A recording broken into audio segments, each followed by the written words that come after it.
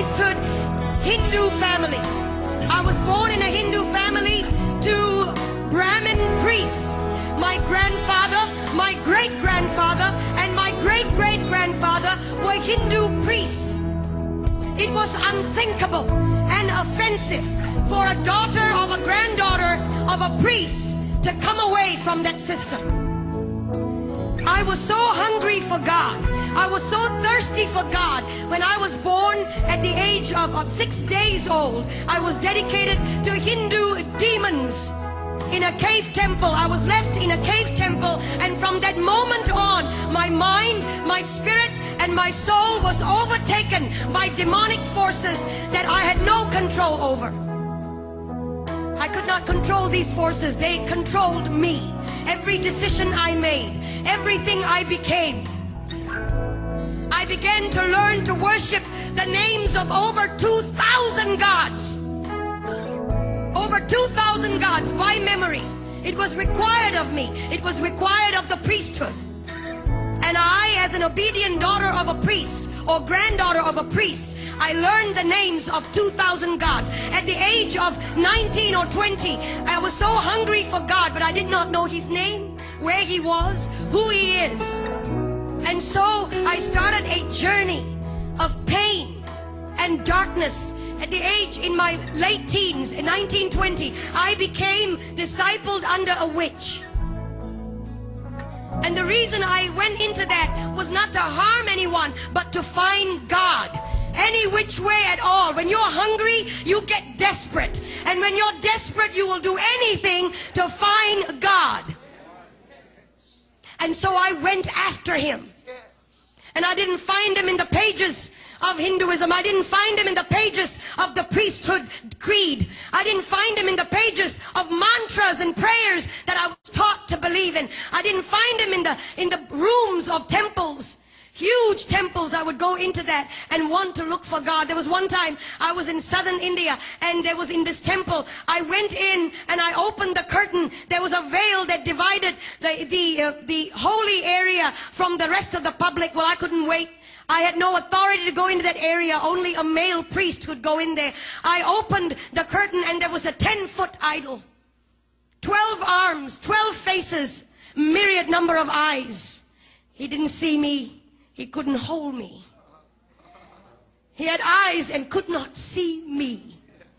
Years down the road, I was struck with a demonic pain in my body. From the top of my head to the tips of my feet, I would be in pain. Painkillers and suicide came the order of the day. I took painkillers every day, more than the required dose, just to knock myself out. And in my mind, it was one thought: if I ended my life, I would end the pain. And so I was sitting at the edge of my bed, possibly on the last day of my life on this planet.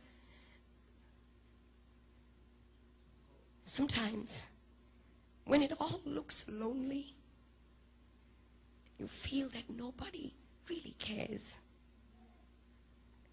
Hear me, young people. He's watching over you. He's watching over you. And it may not be tangible, but He's over you. And He loves you. And He'll come through for you if you would just focus on Him and let the other stuff go. And I was sitting at the edge of my bed, frustrated, fed up. And I cried out like you have cried out, Jesus! I'd heard of that name when I was growing up. Christmas cards. Christian people that would come to my door and tell me He died for you. And I would resist them and argue with them. Proud and arrogant of the priesthood that I belonged to. Ignorant. And when I cried out, Jesus, the presence of a holy God began to filter through that room. That room was darkened. The lights were switched off. I was sitting on the edge of my bed. I never saw His face, but His voice was as audible as anything that I've ever heard before. I am Jesus. I am God. And He touched my body. No doctor could cure the disease that was in my body. No doctor could heal me. Young man, No doctor could provide the answers. Nothing out there can. And I've been there, done it, and I've tried it. Everything, the darkest road, I've taken it. Gentlemen, and he came to me, he touched my body. In an instant, that disease left my body. In an instant, I was healed. I began to feel his power and his presence course through my body. And then I went into this tiny church, about 50 people, and somebody up in front there looked a bit like this platform, and somebody up on this was talking about going into the water.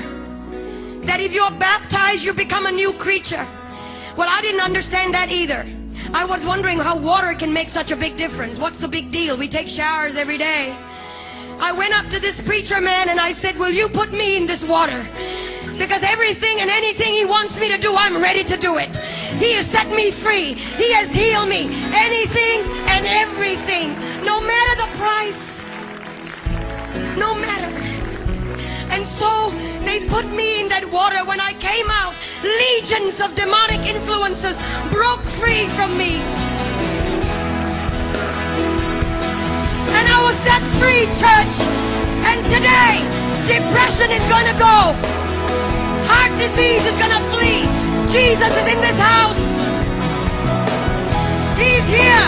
And if you will shout.